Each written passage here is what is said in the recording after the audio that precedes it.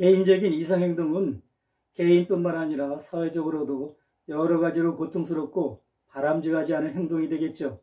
이러한 이상행동을 변화시키기 위한 여러 가지 이론이 있는데 그 중에서 사회인지이론을 먼저 설명드리겠습니다.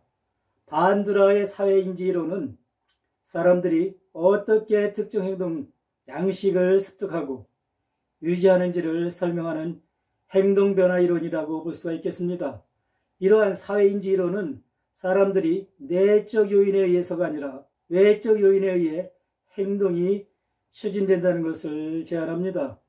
학습은 환경, 개인 및 행동의 상호작용에 의해서 이루어지죠. 이것은 상호결정론으로 알려져 있습니다. 환경 요인은 행동이 수행되는 상황적 환경을 나타내며 개인적 요인으로는 본능, 욕구, 특성 및 기타 개인적 동기부여 요인이 포함이 됩니다. 이러한 변수가 인간의 학습과 행동 변화 과정에 개입이 되죠. 반두라는 아이들에게 인형을 두드리는 소녀의 비디오를 보여주는 사회학습을 예로 들었는데 인형을 본 아이들은 비슷한 공격적인 방식으로 행동했습니다. 그렇다고 모든 학습이 수행되는 것은 아닙니다. 예를 들면 다른 사람을 관찰하면서 사냥하는 법을 배울 수 있지만 실제로는 사냥을 하는 것이 아니죠.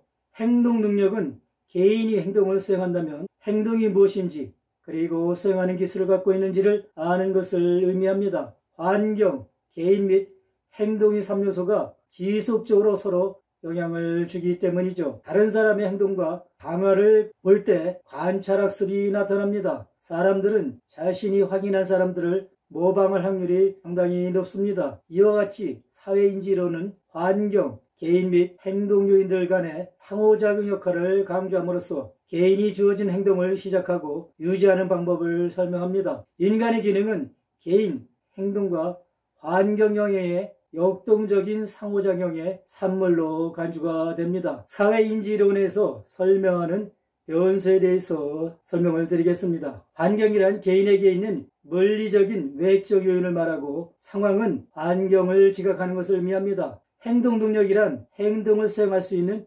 지식과 기술을 의미하고 자현응감이란 특정한 행동을 잘 수행할 수 있는 자신감을 말하죠. 결과 기대란 예상되는 행동에 대한 결과를 말하고 자기통제는 목표 지향적인 행동에 대한 개인이 규제하는 것을 의미합니다.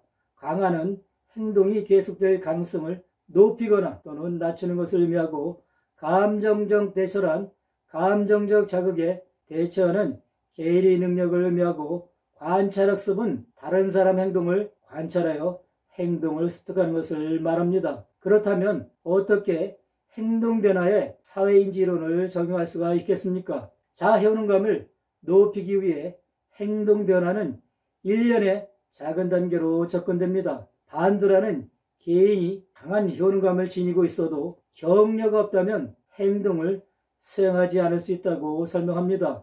다른 사람들이 행동 변화를 실행하도록 하는데 관심이 있다면 행동에 대한 격려와 보상을 제공하는 것이 중요하죠. 환경을 형성하면 행동 변화가 촉진될 수가 있습니다. 여기에는 행동 변화 기회와 사회적 지원을 제공하는 것이 포함됩니다. 행동 변화를 방해할 수 있는 환경 제약을 의식하는 것이 중요하죠.